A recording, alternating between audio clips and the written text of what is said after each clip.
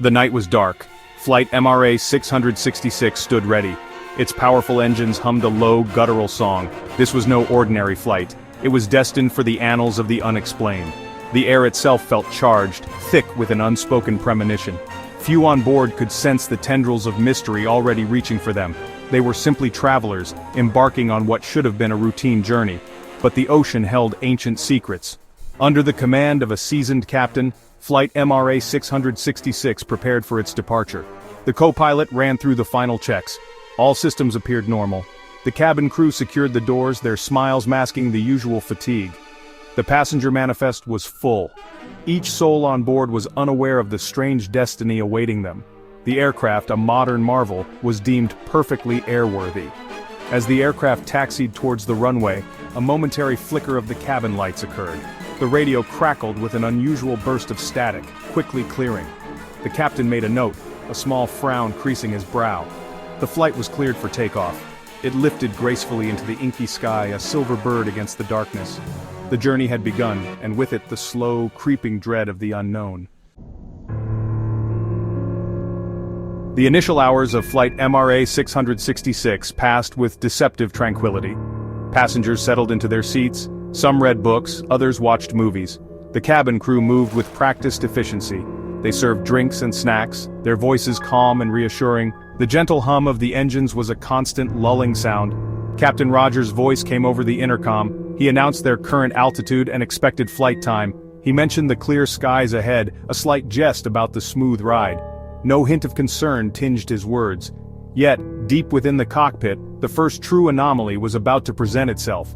Suddenly, the magnetic compass on the main instrument panel began to spin. It rotated wildly, then settled, then spun again. The co-pilot, First Officer Davies, tapped it. He checked the digital readouts. They too were fluctuating, unstable. This was not a minor glitch. Compasses were vital. Their erratic behavior was a serious concern. The captain observed in silence, his expression hardening. He switched to backup systems.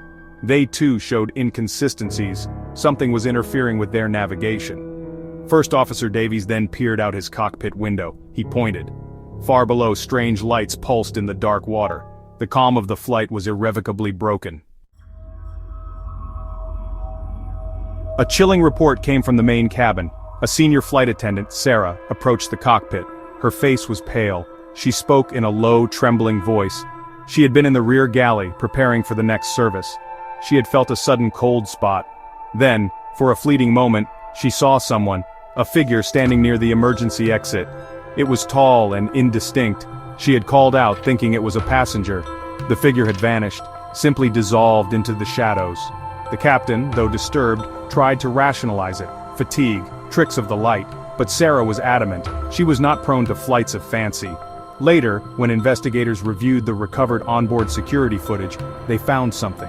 For a few frames, in the exact spot Sarah had indicated, a shape could be discerned. It was blurry, a distortion in the video, but it had a vaguely humanoid form. It seemed to turn, to look directly towards the hidden camera lens. Then, it was gone. The footage before and after showed nothing. The feeling of being watched was pervasive. It was as if an extra passenger was on board. One not on any manifest. One who did not belong to the world of the living. The situation escalated. The aircraft's intercom system, normally silent unless activated by the crew, crackled to life. It was not the captain's voice, nor was it the co-pilot or any member of the cabin staff. A voice emerged from the speakers. It was distorted, metallic, and deeply unsettling. It spoke in short, sharp bursts. The words were garbled, almost unintelligible. Some phrases sounded like a twisted mockery of human speech. Others seemed to be in a language no one on board could recognize. Panic began to bubble just beneath the surface. The crew in the cockpit frantically checked their communication systems. Was it interference? A crossed signal from another aircraft? Or something far stranger? They tried to respond to ask for identification, but the voice did not engage in conversation. It simply broadcast its eerie monologue.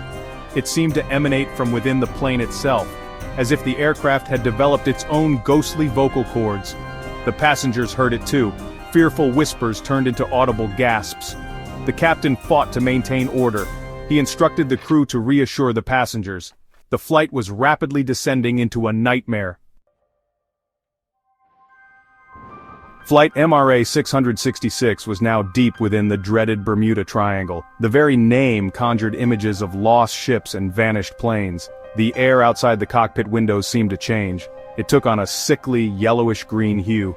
The sea below, previously just dark, now looked turbulent and oily. It was as if the natural world itself was contorting, reacting to their passage through this cursed stretch of ocean. Suddenly, the aircraft's sophisticated instruments went completely haywire. Warning lights flashed across the control panel. Alarms blared, a cacophony of urgent electronic screams. The autopilot disengaged with a violent jolt. The plane lurched, dropping suddenly in altitude. The captain grabbed the controls, his knuckles white. He fought to stabilize the aircraft. First Officer Davies assisted, calling out readings that made little sense, his voice strained. The sky outside was no longer just discolored, it seemed to be alive. The plane was buffeted by invisible forces. Back in the sterile, quiet rooms of air traffic control, concern was mounting.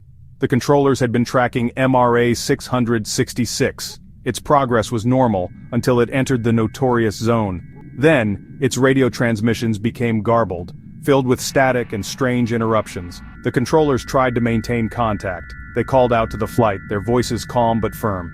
MRA-666, do you read? Report your status. Only silence answered. Or worse, the faint, distorted echoes of that unknown voice from the plane's intercom. The radar blip representing Flight MRA-666 began to behave erratically. It flickered on the screen, it jumped. Then, with a final, sickening fade, it vanished. One moment it was there, a tiny green symbol of life and technology. The next, there was only the empty grid of the radar display. The controllers stared in disbelief. They checked their equipment, they called again and again. MRA-666, this is air traffic control, respond immediately. The silence from the void was absolute. A wave of frantic activity swept through the control center. Senior officials were alerted. Emergency protocols were initiated.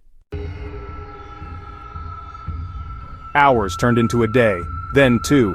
The search for Flight MRA-666 continued relentlessly, but hope was dwindling fast. The search teams found nothing. No oil slicks, no floating wreckage, no emergency beacons. It was another perfect disappearance. The families of the passengers and crew waited in agonizing suspense. The world watched, fearing the worst. The official investigation was already beginning to lean towards an inexplicable total loss. Then, the impossible happened. On the third day, as search efforts were being reassessed, a radar operator at a distant station blinked. A new blip had appeared on his screen. It was clear, it was solid, and it was right in the middle of the search zone. In the very airspace where MRA-666 had vanished. He checked his equipment. He called his supervisor. Could it be? After all this time? The blip was moving on a steady course as if nothing had happened. Air traffic control, alerted to the anomaly, cautiously hailed the unidentified aircraft. Unidentified aircraft at coordinates XYZ, please identify yourself. A pause. Flight MRA-666 landed smoothly at its intended destination airport, albeit 3 days late. Emergency crews, investigators, and stunned officials surrounded the aircraft as it taxied to a remote stand. The boarding ramp was lowered, the doors opened, the passengers began to disembark. They looked tired, slightly disoriented, but otherwise unharmed. They spoke of a bumpy patch of air, a few flickering lights, and a strange voice on the intercom they thought was a system test. They had no awareness of the missing days. Their watches and the plane's clocks showed only a few hours had passed. The crew members were next. Captain Rogers appeared, looking weary, but composed. He was immediately taken aside for debriefing. The flight attendants followed, their faces etched with confusion as they saw the reception awaiting them. They too reported the strange occurrences, the compass, the lights, the voice, the figure, but their timeline was compressed. They believed they had only been in the air for the standard duration of the flight. The true horror was yet to be discovered. It awaited them in the cockpit. A standard procedure after such an event is a full accounting of all persons on board. As officials cross-referenced the manifest with those disembarking, a chilling discrepancy emerged. They counted the crew. One was missing. First Officer Davies, the co-pilot, was not among them. The investigation into the disappearance and reappearance of Flight MRA-666 and the vanishing of First Officer Davies became one of the most baffling cases in aviation history. The aircraft was minutely examined. Every system, every wire, Every rivet was checked. It was found to be in perfect working order, apart from the strange temporary anomalies reported by the crew. There was no physical evidence to explain what had happened. No secret compartments, no hull breaches, nothing. The flight data recorder and cockpit voice recorder, the so-called black boxes, were recovered. Hopes were high that they would provide answers, but the data for the period when the plane was officially missing, those 3 lost days, was corrupted. It was a jumble of static and unreadable code.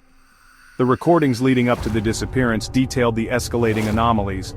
The voice on the intercom was there, chillingly clear. Then, an abrupt cut. The recordings resumed just moments before the plane re-established contact with no indication of the missing time. The passengers and the remaining crew underwent extensive interviews and psychological evaluations. They had no collective memory of the lost days. For them, the flight had been unusual, certainly frightening at times, but it had been continuous. The concept of 3 missing days was something they could not process. Captain Rogers never flew again. Flight MRA-666 remains an unsolved puzzle.